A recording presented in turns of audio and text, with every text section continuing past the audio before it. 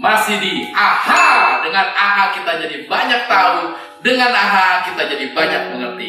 Dan pada saat ini kita kedatangan tamu yang luar biasa, yaitu dengan Pendeta Harold. Yeay! Terima kasih Pendeta Harold sudah bisa hadir di AHA. Nah, sebelumnya kita di ruangan sudah disemprot. Tadi kita juga lepas masker dan semuanya udah cuci tangan, protokol kesehatan. Lalu juga saat ini juga kita berjarak ya Pendeta ya. Nah, tema pada AHA kali ini adalah tentang pendeta pelayanan khusus. Ya, maka dari itu yuk ikutin yang berikut ini.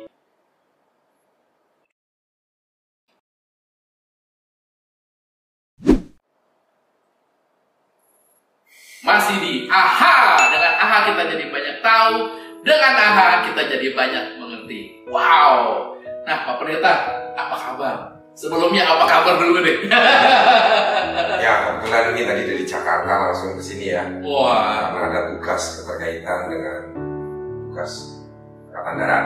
Oh. Kabar tetap sehat, baik. Baik ya. Saya dengar tuh dari Mabes AD ya? Ya, Mabes Angkatan Darat. Wah, ini kayaknya hot topic banget nih.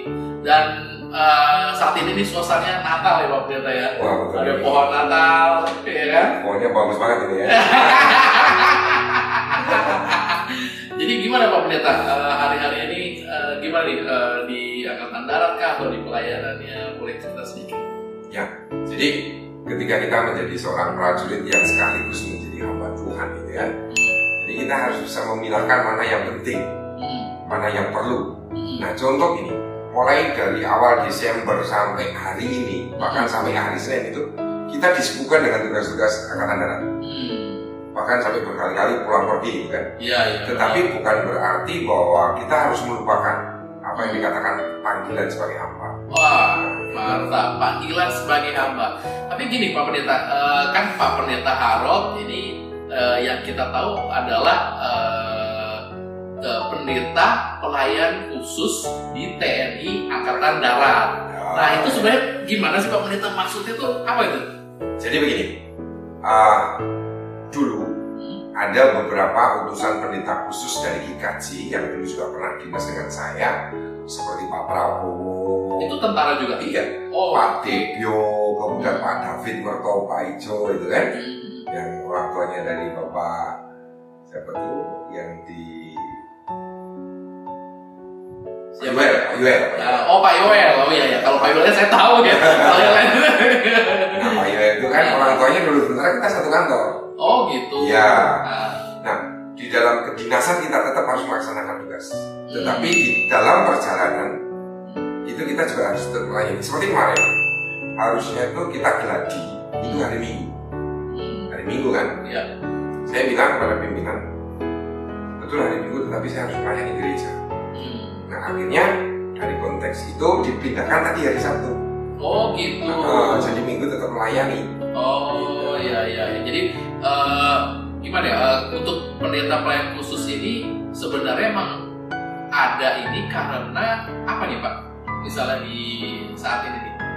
Kalau sekarang kenyataan pendeta pelayan khusus itu tidak hanya di tentara ya. Oh gitu ya. Jadi Sinode GKJ itu memiliki pendeta-pendeta yang dikhususkan untuk melayani sebuah instansi.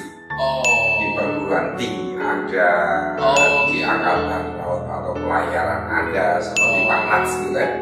Nah, kebetulan karena saya ini Angkatan Darat, diutuslah PPK khusus ke TNI Angkatan Darat. Oh gitu. Jadi kira paling nggak sudah memahami ya. Jadi apa sih pendeta pelayan khusus? Kenapa GKJ sinodenya membutuhkan seperti itu?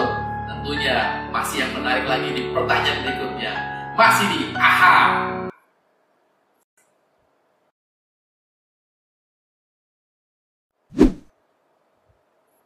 Masih di AHA. Dengan AHA kita jadi banyak tahu, dengan AHA kita jadi banyak mengerti. Wow, tadi kan kita udah dengar nih apa sih pelayanan khusus, pendeta pelayanan khusus.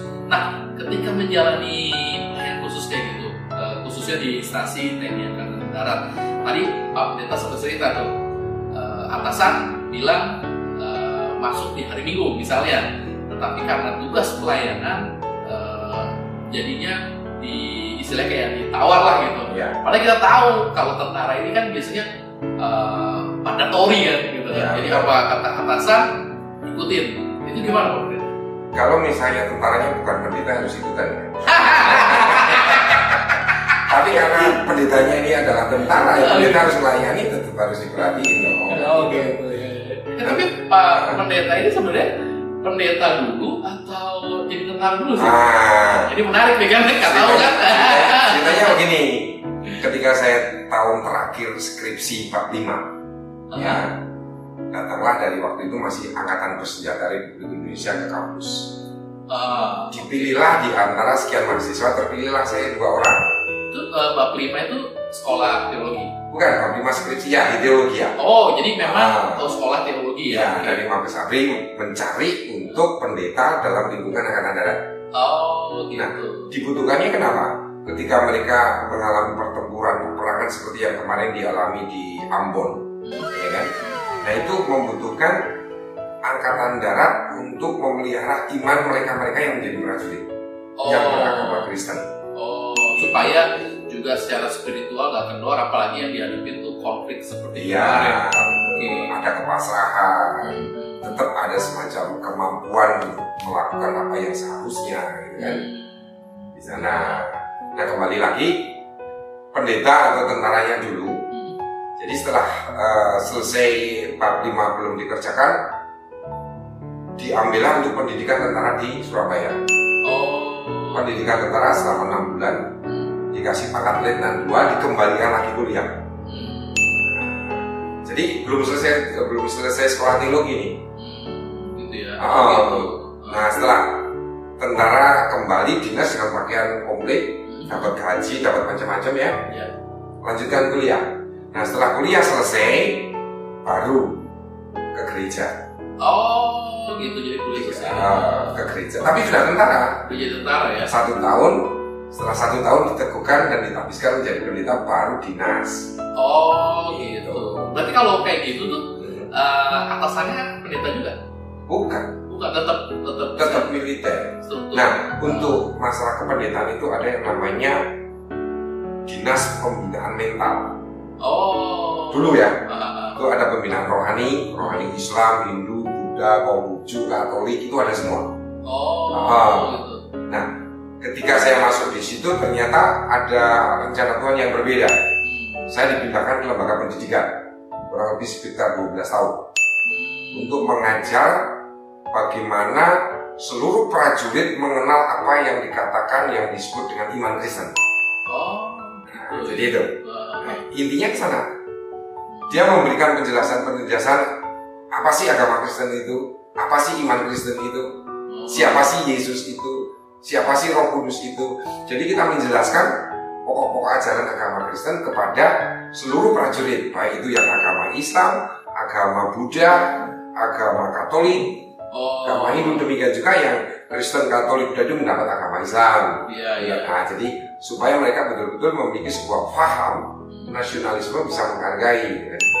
Jadi sebenarnya kalau di tentara itu memang nasionalisme itu dengan mengenal, bukan hanya di agamanya doang. Jadi kayak pembelajaran agama lain, tetapi memang kembali ke keyakinan masing-masing gitu. Hanya untuk bahwa apa sih kebiasaan orang Kristen, apa sih kebiasaan orang Islam. Kan kalau tak kenal kan tak sayang. Jadi apa nih? Untuk mengenal siapa saudara saya yang Islam, yang Hindu, yang Buddha, demikian sebaliknya, yang Kristen, ya kan harus kenal dong. Betul. Kalau kita tadi nggak kenal, kita nggak makan loh. Ngomong tentang kita makan, biasanya AHA tuh didokumentasin makanannya. Itu. Cuma kali ini karena berhubung udah kelaparan. Oke, mantap betul kan ya? Saksikan yang berikut ini.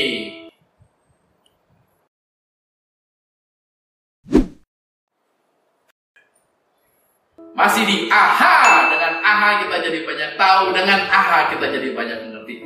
Seru juga ya Pak Pendeta ya.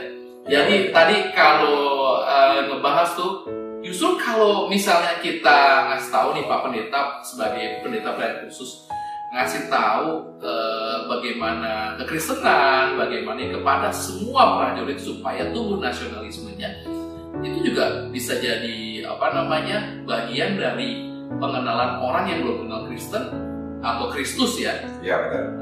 Untuk menjadi lebih ini dong, itu ada tantangannya nggak tuh Pak Pendeta? Ya, ketika kita mengajarkan sebuah iman Kristen memang ada tantangan ya. Banyak pertanyaan-pertanyaan yang berkaitan tentang Trinitas. Oh iya, Tuhannya orang Kristen ada 3 ya? Kayak gitu deh. Emang kaos kaki gitu kan, 10.003 gitu. Kalau dia Tuhan, kenapa kalah dan disalib? Nah, gitu ya. Gimana tuh? Ya. Ada pertanyaan kayak gitu ya? Ada sih. Nah itu saya mencoba untuk memberikan sebuah penjelasan bahwa, ya kan, saya memperkenalkan dan menunjukkannya Allah Kristen tetap satu, tetapi satu difahami dalam konteks karya, dalam konteks perbuatan. Disebut Bapa karena dia berkarya yang membuat maisinya dunia ini, menciptakan.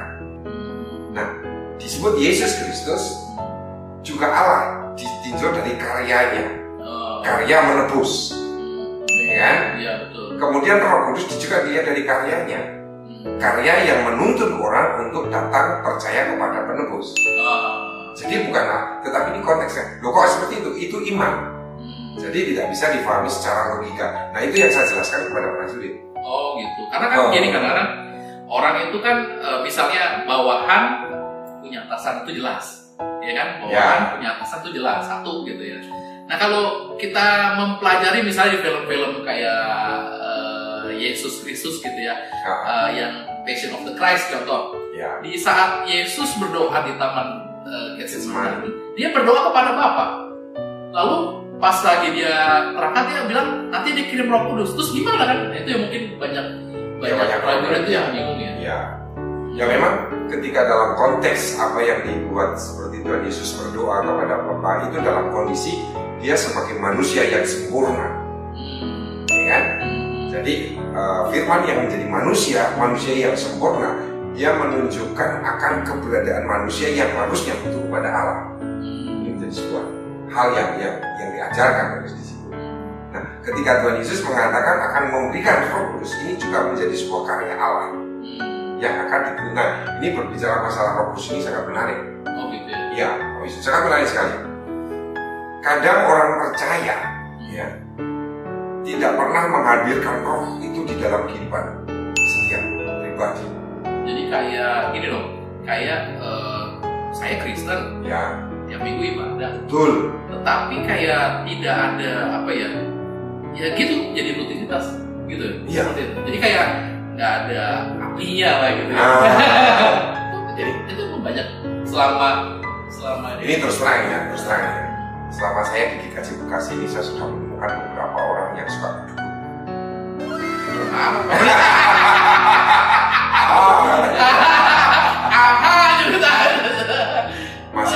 masih suka mencari kekuatan-kekuatan yang lain kan gitu kan.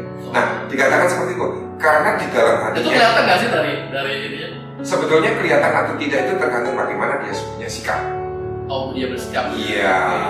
Biasanya orang-orang yang seperti itu tidak melihat atau tidak menunjukkan bahwa Yesus ada di dalam dirinya itu. Ya, itu ada kesombongan, ada kecongkakan, ada mau menangnya sendiri, dan ada hal-hal yang memang ini dia cari dalam konteks kehidupan dunia gitu kan. Tetapi kalau dia ada Roh Kudus, dia akan rendah hati, mau melayani gitu kan. Jadi konteksnya ke sana. Jadi tetap pada intinya ada sesuatu atau enggak itu kelihatan dari buahnya juga ya. Nah itulah. Tapi gini Pak Pendeta yang menarik nih Pak. Iya. Jadi kita jadi kayaknya lebih tajam lagi nih kayaknya. Bahwa ternyata waktu Pak Pendeta ngomong mengenai kekristenan itu ada nggak sih Pak yang akhirnya orang tuh berbalik gitu? Berbalik dan maksudnya saya pengen ikut Yesus nih, pengen belajar lebih lagi gitu. Kalau itu ada ceritanya. Pada waktu saya SMA, ya, saya itu banyak teman-teman dan sekolahnya juga sekolah Kristen, ada anaknya haji, ya kan? Ketika saya bercerita tentang Yesus, siapa Yesus, dia marahnya bukan main, bahkan menjelek-jelekan dengan kata-kata yang tidak pantas tentang Yesus. Padahal dia nggak tahu juga. Iya. Tetapi 30 tahun kemudian ketika ketemu reuni, dia katakan, itu kalau bukan karena kamu aku gak jadi orang Kristen. Terus saya bilang, bukan saya, Tuhan yang memilih kamu, tetapi Tuhan punya waktu. Saya bilang begitu. Saya nggak ada maksud. Saya hanya mencoba untuk memperkenalkan, karena bukan kamu yang memilih aku, tetapi aku yang memilih. Wah, ini firman Tuhan dahsyat banget tuh ya. Jadi, mantap betul. Kita perlu memperkenalkan, Tuhan punya waktu, Tuhan punya cara untuk membawa orang itu datang, kan gitu. Betul. Karena seringkali bagi orang yang itu dipikir adalah karena perbuatan seorang, tetapi sebenarnya karya Tuhan luar biasa, mantap betul. Karya Roh Kudus tadi, ya kan?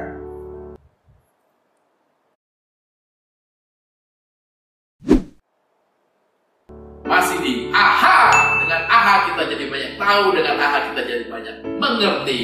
Luar biasa. Itu tadi gini Pak Pendeta, ini seru nih, menarik nih. Bahwa waktu di kejadian orang teman SMA kayaknya dulu anti banget. Ya. Tapi setelah berapa tahun kemudian ada yang wah, berkata benar. Nah sekarang gini, kadang-kadang kita gini ya, kayak saya gitu, Kristen dari kecil gitu ya. Terus juga ya dalam kehidupan spiritualitas kadang bisa naik, kadang bisa turun, tergantung kadang-kadang. Ya. Nah, bagaimana untuk saya ataupun jemaat di luar sana supaya apa ya, kita tuh jadi benar-benar menghidupkan manusia roh.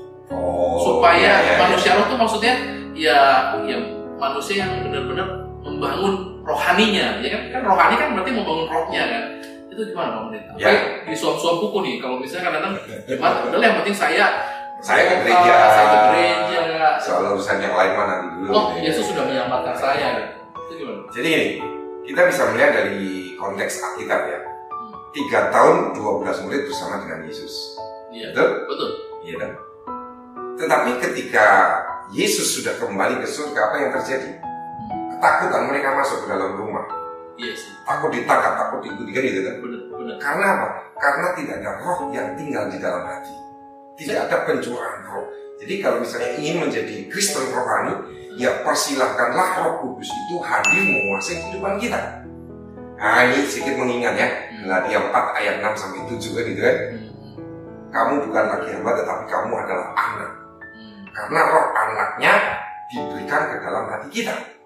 Nah kalau kita pegang kekuatan roh, dan ketika itu Roh Kudusnya dicurahkan, ya kan? Ketika Roh Kudus dicurahkan, apa yang terjadi? Banyak orang dari perkataan dengan bahasa Ibrani, Petrus, seluruh bangsa yang ada di situ dengan berbagai bahasa, mereka tahu. Karena karya roh. Artinya apa yang dikatakan untuk menjadi orang Kristen rohani, ya jangan pikiran kita yang jalan, jangan kekhawatiran kita yang jalan, jangan kondisi dunia kita yang jalan, tetapi persilakanlah Allah datang dalam kehidupan kita untuk menguasai secara roh. Nah, saat itu saya ngebayang gini Pak Pendeta, sekaliber orang yang udah nempel sama Tuhan sama 3 tahun, itu pun masih ngalamin ketakutan. Malah perkataan tuh nempel. Iya, tiap hari ikutan mujizat dia lihat, bahkan kalau mujizat dia lihat. Bahkan dia diberikan kuasa untuk melakukan di dalam Matius gitu kan. Benar. Iya kan? Pergilah kamu ya. Iya. Usirlah setan, kuberikan kuasa kan gitu. Betul. Diberikan tenaga. Iya. Tetapi kebaliknya setelah itu mereka nggak percaya. Karena dia tidak melihat bahwa membiarkan dirinya dikuasai oleh roh. Dan kita Pak Wisnu baru tahu ya, roh itu bukan milik gereja khusus. Gereja ini, gitu. Ya. Tetapi roh itu milik seluruh anak-anak Tuhan. Pak Wisnu bisa dikuasai oleh Roh Kudus. Dipenuhi roh. Iya. Kalau orang sudah dipenuhi roh, dia bisa melakukan apa yang memang Tuhan mau, bukan kita mau. Ya kan? Jadi kayak kita dapat otoritas gitu ya. Iya. Warga kerajaan gitu ya. Iya. Oke, mantap betul. Masih di AHA.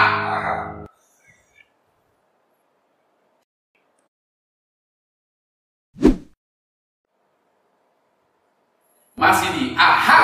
Dengan AHA kita jadi banyak tahu, dengan AHA kita jadi banyak mengerti. Wow, itu tadi bahasannya menarik tuh Pak Pendeta. Tapi gini loh, belajar dari pengalaman murid-murid Tuhan Yesus ya udah 3 tahun lah bisa dikatakan. Itu sama misalnya kayak jemaat kita yang udah sering ibadah, terus sepertinya spiritualnya juga secara kelihatannya terus-menerus, tapi belum tentu nih. Kadang-kadang roh Tuhannya bekerja itu sama kayak murid-murid kan, jadi dia masih mengalami ketakutan nih, jadi dia masih dalam ikatan yang masih belum bisa move on dengan ketakutan, makanya dia ke dalam rumah-rumah. Itu gimana tuh? Gimana caranya agar di jemaat di luar sana tuh roh Tuhan bisa bekerja? Ya, konteksnya mungkin akan saya sedikit perjelas ya. Ini gambarannya nih hati manusia nih ya, hati ya. Dan ini hidup. Yesus itu ada di bawah, ada di dalam kehidupan, tetapi tidak ada di dalam hati. Nah, jadi yang masih menguasai hati manusianya, gitu kan? Kalau ingin menjadi manusia rohani, masukkan Yesus ke dalam hati ini. Jadi menguasai. Nah, bagaimana caranya? Kita harus betul-betul membuat suatu konteks berserah di hadapan Allah. Kalau zaman-zaman orang dulu itu kan, yang namanya semedi, ya kan? Nah, itu bisa dipakai dengan terus berlatih dalam memuji nama Tuhan, berdoa tiap hari sungguh-sungguh membaca Alkitab. Puasa itu bisa diturunkan. Kalau hanya tiap minggu? Kalau hanya tiap minggu, kalau istilahnya pisau itu asapnya kurang tajam. Oh gitu, jadi itu harus dibangun setiap hari. Iya. Karena kan gini Pak Pendeta. Nah itu. Males, capek. Itu juga tantangan. Oh tantangan ya. Berani nggak kita melawan tantangan itu kan? Paling yang diinget ya doa makan. Ya, makan karena begitu habis doa makannya masuk. Kayaknya lebih sah gitu. Ya memang pada akhirnya kita juga harus menjadi orang yang betul bisa berserah ya. Melatih diri, mencoba untuk menahan kemarahan, ya kan?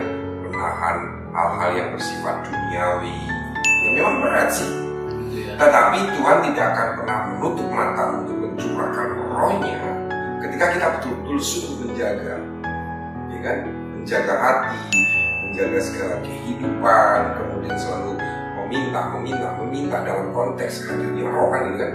Mungkin Pak Wisnu pernah mengingat ya di dalam Yohanes 14 ayat 11 sampai 14 itu.